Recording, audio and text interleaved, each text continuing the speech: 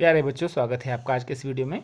आज हम बात करेंगे राष्ट्रीय सेवा योजना बी प्रमाण पत्र परीक्षा 2022 हेतु एक मॉडल पेपर के बारे में। ये प्रमाण पत्र परीक्षा बी और सी के एक जैसे लगभग प्रश्न आते हैं, तो ये आपके लिए सी में भी काम आएगा और बी के लिए भी काम आएगा। तो इसको एक बार अवश्य देखिएगा जिसमें आपका पेपर होने वाला होगा। फिलहाल शुरू करते हैं आज का वीडियो। वीडियो पसंद आए तो लाइक, शेयर, सब्सक्राइब जरूर कीजिएगा। पहला प्रश्न है, राष्ट्रीय युवा नीति 2014 को भारत सरकार द्वारा कब लागू किया गया? तो ये लागू की गई थी 9 जनवरी 2014 में। प्रश्न संख्या 2, राष्ट्रीय सेवा योजना से संबंधित युवा संकल्प एक समाचार पत्र है। इसका प्रकाशन कैसे होता है? मंथली होता है, साप्ताहिक होता है, प्रतिदिन होता है? तो इसका सी ऑप्शन सही है, ये मासिक न्यूज लेटर है। प्रश्न संख्या 3, राष्ट्रीय युवा दिवस का आयोजन कब किया जाता है? तो सही उत्तर है 12 जनवरी स्वामी विवेकानंद जी के जन्मदिवस के अवसर पर। प्रश्न संख्या 4, राजीव गांधी राष्ट्रीय युवा संस्थान कहाँ स्थित है? तो ये तमिलनाडु में स्थित है। प्रश्न संख्या 5, राष्ट्रीय युवा संगठन है? तो डी ऑप्शन में सही है, youth hostel association of India. प्रश्न संख्या 6, भारत सरकार द्वारा नवगठित नीति आयोग के उपाध्यक्ष पर किसे नियुक्त किया गया है? तो आपसे जानते हैं, पहले अरविंद पनगड़िया और वर्तमान में राजीव कुमार इसके उपाध्यक्ष हैं। ये पुराना पेपर है इसलिए उसमें अरविंद पनगड़िया लिखा है, वर्तमान में राजीव कुमार आप इसको लिखेंगे अगर प्रश्न में पूछा जाता है। प्रश्न संख्या 7, नीति आयोग के पदेन सदस्यों की संख्या कितनी होती है? तो पदेन सदस्य होते हैं केवल 4, बी ऑप्शन सही होगा। प्रश्न संख्या 8, राष्ट्रीय युवा नीति किस आयु वर्ग के युवाओं से संबंधित है या किसके लिए बनाई गई है? तो इसमें 15 वर्ष से 29 वर्ष इसमें ऑप्शन सही होगा। अगर 13 से 35 होगा तब भी ऑप्शन सही होगा। प्रश्न संख्या 9, नेहरू युवा केंद्र के जिला स्तर पर अध्यक्ष कौन होते हैं? तो वो होते हैं डीएम, आपके जिला अधिकारी, डिस्ट्रिक्ट मजिस्ट्रेट। प्रश्न संख्या 10, राष्ट्रीय युवा विकास संगठन के राष्ट्रीय अध्यक्ष कौन है? तो चौधरी कृष्णवीर सिंह गोलहर ये अध्यक्ष थे जिस समय ये पेपर बना था। प्रश्न संख्या 11, राष्ट्रीय सेवा योजना के नियमित कार्यक्रम के अंतर्गत एक दिवसीय शिविर के आयोजन हेतु प्रति स्वयंसेवी कितनी धनराशि व्यय की जा सकती है? तो यह है केवल 12 रुपये एक दिन के लिए। प्रश्न संख्या 12, 1 से 7 सितंबर तक आयोजित किया जाता है, तो ये किया जाता है राष्ट्रीय पोषण सप्ताह। प्रश्न संख्या 13, राज्य स्तरीय स्वामी विवेकानंद पुरस्कार के अंतर्गत कार्यक्रम समन्वयक को कितनी पुरस्कार राशि दी जाती है? तो इसका उत्तर है 5,000 रुपये, ए ऑप्शन सही होगा। प्रश्न संख्या 14, जल प्रदूषण निवारण एवं नियंत्रण अधिनियम केंद्र सरकार के द्वारा कब पारित किया गया? सही उत्तर है 1974 में। प्रश्न संख्या 15, राष्ट्रीय सेवा योजना के कार्यक्रम अधिकारियों को अवकाश के दौरान विशेष शिविर आयोजित करने के बाद क्या प्रोत्साहन के रूप में दिया जाता है? तो उन्हें दिया जाता है प्रतिकर अवकाश। प्रश्न संख्या 16, 10 दिसंबर को पूरे विश्व में कौन सा दिवस मनाया जाता है? वो है विश्व मानवाधिकार दिवस। अगला प्रश्न, प्रश्न संख्या 17, राष्ट्रीय सेवा योजना प्रकोष्ठ में कार्य करने वाले अंशकालिक कार्यक्रम समन्वयक को प्रतिमाह अधिकतम कितना आउट ऑफ पॉकेट अलाउंस दिया जाता है? तो यह है 800 रुपये महीना। प्रश्न संख्या 18, राज्य स्तर पर राष्ट्रीय सेवा योजना के कार्यक्रमों के संचालन हेतु बजट का आवंटन किसके द्वारा किया जाता है? तो ये होते हैं राज्य संपर्क अधिकारी। 2021 में अजय कुमार अग्रवाल जी राज्य संपर्क अधिकारी हैं। प्रश्न संख्या 19, राष्ट्रीय स्तर पर स्वयंसेवियों के लिए इंदिरा गांधी राष्ट्रीय सेवा योजना पुरस्कारों की संख्या कितनी है? तो ये है 30। अगला प्रश्न देखते हैं, प्रश्न संख्या 20, मंडल स्तर पर स्वयंसेवियों के नामांकन की अंतिम तिथि क्या है? तो याद रखिएगा ये है 30 अगस्त। प्रश्न संख्या 21, विद्यालय स्तर पर राष्ट्रीय सेवा योजना के सलाहकार समिति के गठन की अंतिम तिथि यह है 20 सितंबर। प्रश्न संख्या 22, राष्ट्रीय सेवा योजना के अंतर्गत कुल कितने प्रकार के कार्यक्रमों का आयोजन किया जाता है? तो ये किया जाता है 3 प्रकार के कार्यक्रमों का। एक होते हैं 1 दिवसीय शिविर, एक होते हैं 7 दिवसीय शिविर, और एक होते हैं अन्य छोटे छोटे कार्यक्रम जो 2-2, 3-3 घंटे के आप शिविर लगाते हैं, विभिन्न दिवसों को मनाते हैं। जैसे आपका संविधान दिवस हुआ, या गांधी जयंती हुई, या कभी कभी छोटे छोटे वृक्षारोपण कार्यक्रम हुए, तो वह सभी कार्यक्रम इसके अंतर्गत आते हैं। प्रश्न संख्या 23, एक दिवसीय शिविरों की समीक्षा के लिए कुल कितने घंटे निर्धारित हैं? तो एक दिवसीय जो शिविर हैं उनकी समीक्षा के लिए 15 घंटे निर्धारित किए गए हैं। प्रश्न संख्या 24, राष्ट्रीय सेवा योजना के कार्यक्रम अधिकारियों के प्रशिक्षण हेतु कितने दिनों की संख्या निर्धारित की गई है? तो ये है 5.5 दिन। प्रश्न संख्या 25, जिला समन्वयकों के द्वारा कार्यक्रम अधिकारियों की जिला स्तरीय बैठक कब कब आयोजित की जाती है? तो ये 20 सितंबर तक आयोजित की जानी आवश्यक होती है। प्रश्न संख्या 26, राष्ट्रीय सेवा योजना के नियमित कार्यक्रम के अंतर्गत परिसर विकास हेतु कितने घंटे की सेवा आवश्यक है? तो महाविद्यालय या विद्यालय स्तर पर परिसर विकास हेतु 30 घंटे की सेवा आवश्यक है, जो कि 2-2 घंटे करके आपके 30 घंटे पूरे करने होते हैं। प्रश्न संख्या 27, वन्य जंतु संरक्षण सप्ताह कब से कब तक मनाया जाता है? तो ये 1 से 7 अक्टूबर तक मनाया जाता है। उत्तराखंड राज्य स्थापना दिवस कब मनाया जाता है? तो 9 नवंबर सन 2000 को राज्य की स्थापना हुई थी उत्तराखंड की, तो 9 नवंबर को ही मनाया जाता है। प्रश्न संख्या 29, राष्ट्रीय सेवा योजना की स्थापना वर्ष 1969 में कितने विश्वविद्यालयों के स्वयंसेवियों के द्वारा इसको प्रारंभ किया गया था?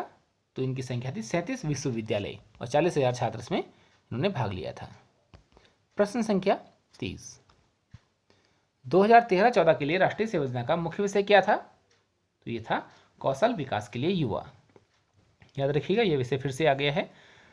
ये किसी भी समय का पूछा जा सकता है। डायरी आपके पास होगी, आपको एनएसएस की डायरी अवश्य पढ़नी है। प्रश्न संख्या 31, कार्यक्रम अधिकारी को उसकी 3 वर्ष उत्कृष्ट कार्यकाल के उपरांत कितने वर्ष का कार्य विस्तार दिया जाता है?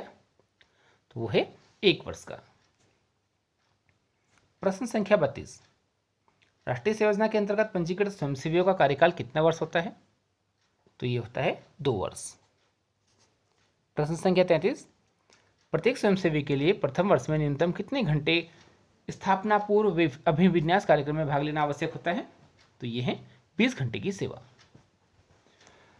प्रश्न संख्या 34, राष्ट्रीय स्तर पर राष्ट्रीय सेवा योजना के लिए नीति निर्धारण, नियोजन एवं मूल्यांकन का कार्य कौन करता है? तो वह है युवा कल्याण एवं खेल मंत्रालय। प्रश्न संख्या 35, राज्य स्तर पर राष्ट्रीय सेवा योजना हेतु बजट का प्रावधान, अनुदान स्वीकृति और छात्र संख्या का आवंटन किसके द्वारा किया जाता है? तो ये राज्य संपर्क प्रकोष्ठ के द्वारा किया जाता है। उत्तराखंड में ये देहरादून से होता है। प्रश्न संख्या 36, राष्ट्रीय सेवा योजना के कार्यक्रम अधिकारी की नियुक्ति का अनुमोदन कौन करता है? तो जिला कार्यक्रम समन्वयक करता है, उसके पश्चात मंडलीय समन्वयक, उसके पश्चात अपर निदेशक इसको अनुमोदित करते हैं। अगला प्रश्न, प्रश्न संख्या 37, प्रत्येक स्वयंसेवी को राष्ट्रीय सेवा योजना का कार्य करते समय क्या अनिवार्य रूप से पहनना आवश्यक होता है? तो वो है बैज। और याद रखिएगा, बैज हमेशा बाईं तरफ लगाया जाता है, जिधर हमारा हार्ट होता है, दिल होता है, उस साइड। प्रश्न संख्या 38, सतत विकास के लिए युवा किस वर्ष राष्ट्रीय सेवा योजना का मुख्य विषय था? तो ये था 1995 से 1999 तक।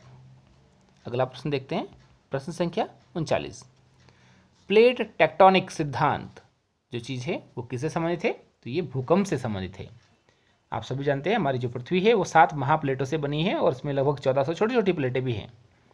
तो इन प्लेटों से जो ये भूकंप आते हैं, इनके हिलने के कारण, इनके खिसकने के कारण या भ्रंश पड़ने के कारण ही आते हैं। तो इसका संबंध प्लेट टेक्टोनिक सिद्धांत का संबंध भूकंप से है।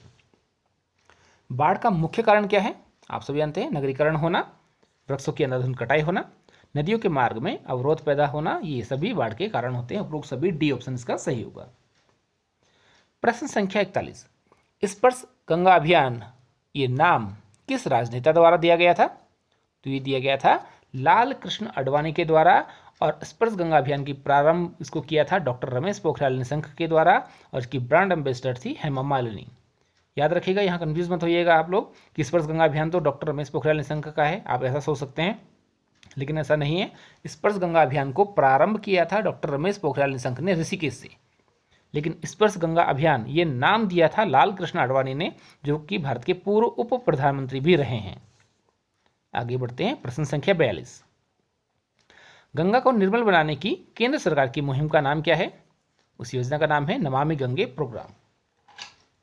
अगला प्रश्न, प्रश्न संख्या 43। किस राज्य द्वारा पॉलिथीन उन्मूलन के लिए जन जागृति हेतु पॉलिथीन जागरूकता अभियान चलाया गया? तो यह है झारखंड। प्रश्न संख्या 44। मृदा प्रदूषण का मुख्य कारक क्या है? तो वह है पॉलिथीन, क्योंकि ये कभी समाप्त नहीं होती। प्रश्न संख्या 45। स्पर्श गंगा अभियान का स्लोगन क्या है? तो वह है जल ही जीवन है। प्रश्न संख्या 46। जल निरोध और प्रदूषण नियंत्रण अधिनियम कब पारित किया गया? तो ये था 1974 में। प्रश्न संख्या 47। भूकंप के दृष्टिकोण से उत्तराखंड किस जोन में आता है? तो यह है जोन 4 तथा जोन 5। सी ऑप्शन इसका सही होगा। ये अति संवेदनशील जोन होते हैं, जोन 5। प्रश्न संख्या 48।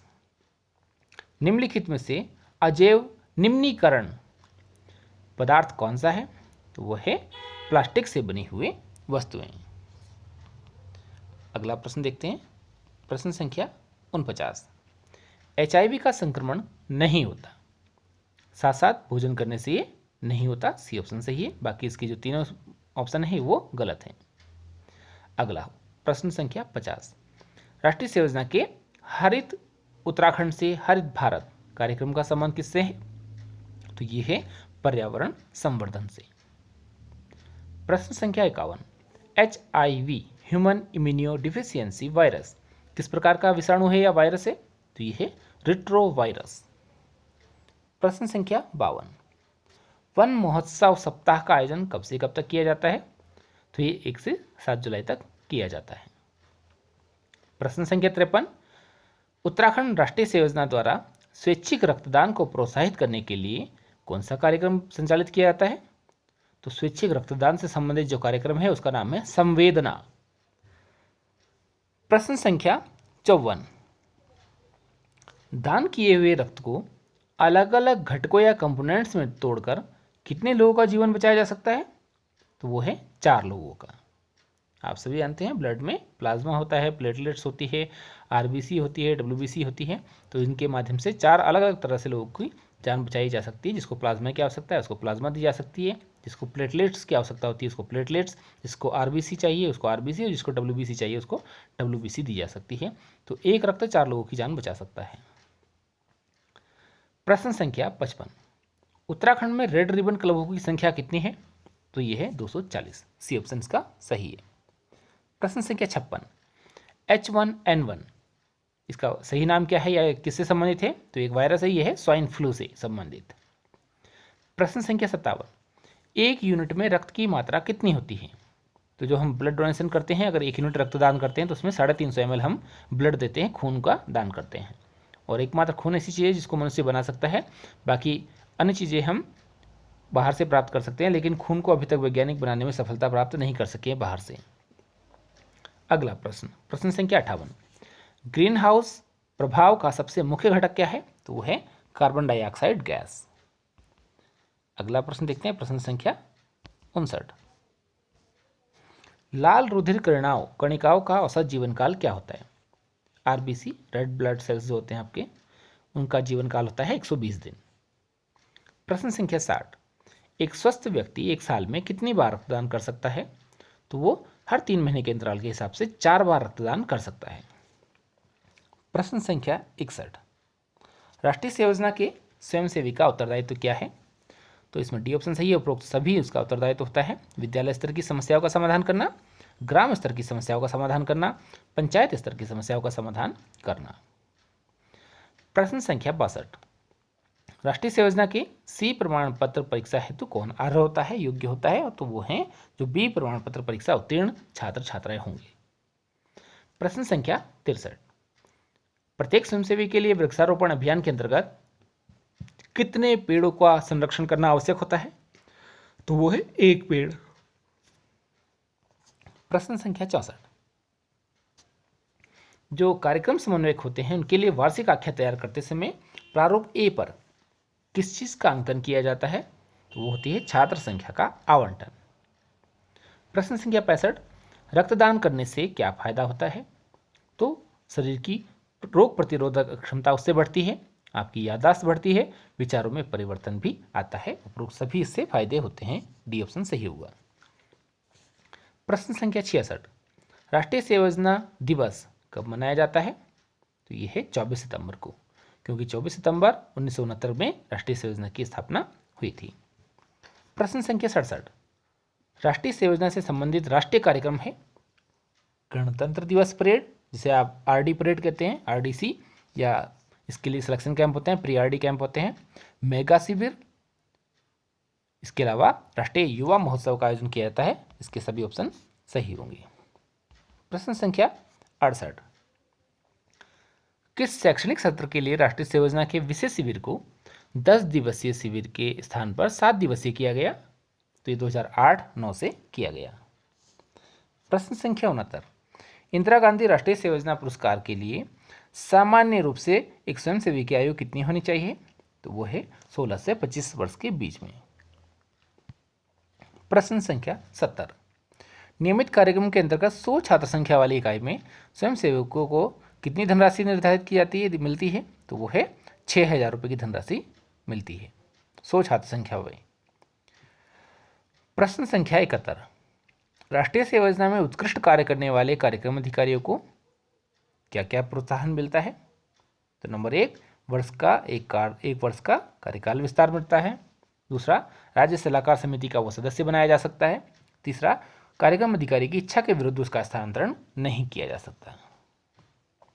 प्रश्न संख्या 72, 2011-12 में उत्तराखंड में कितने स्वयंसेवी को इंदिरा गांधी राष्ट्रीय एकता पुरस्कार प्राप्त हुआ? तो वो थे 2 स्वयंसेवी। प्रश्न संख्या 73, 2013-14 हेतु उत्तराखंड के किस स्वयंसेवी को उत्कृष्ट कार्य करने के लिए राष्ट्रीय सेवा योजना पुरस्कार से सम्मानित किया गया? वो थे आलोक राय।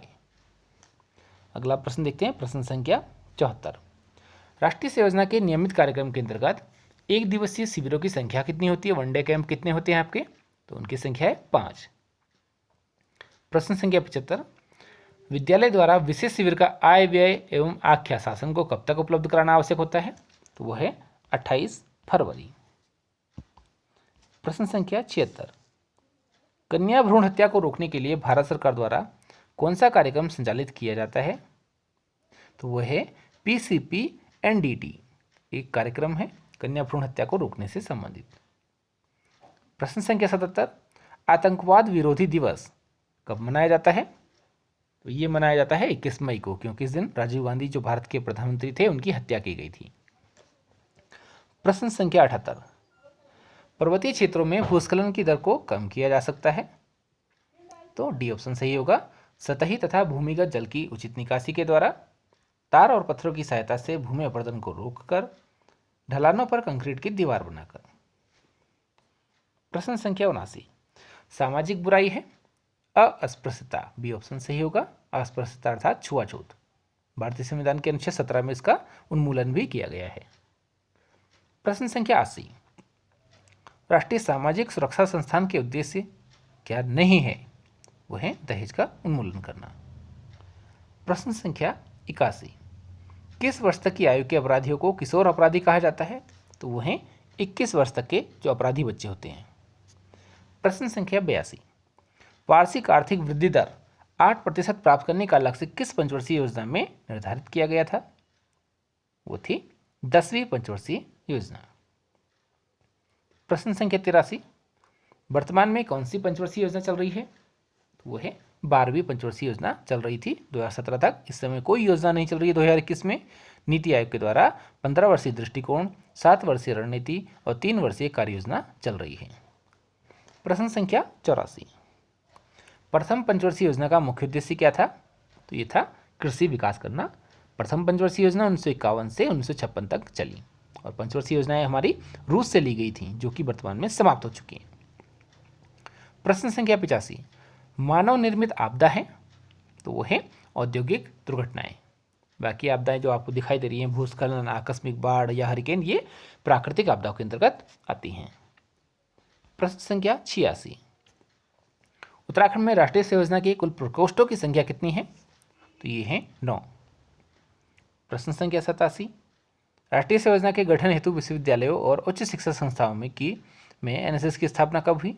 तो ये थी 1969 में। प्रश्न संख्या 88, पंडित जवाहरलाल नेहरू के द्वारा स्नातक स्तर पर सामाजिक सेवा प्रारंभ करने के लिए सर्वप्रथम एनएसएस के लिए सर्वप्रथम पत्र कब प्रेषित किया गया? तो ये था 1958 में। प्रश्न संख्या 89, 89, इसे नवासी भी कहते हैं, याद रखिएगा।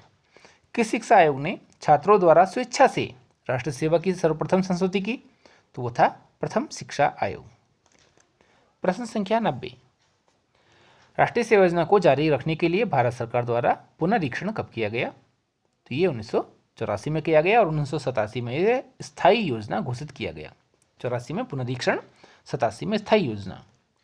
प्रश्न संख्या 91, मतदाता पहचान पत्र बनाने हेतु न्यूनतम आयु कितनी होनी चाहिए? तो वो है 18 वर्ष।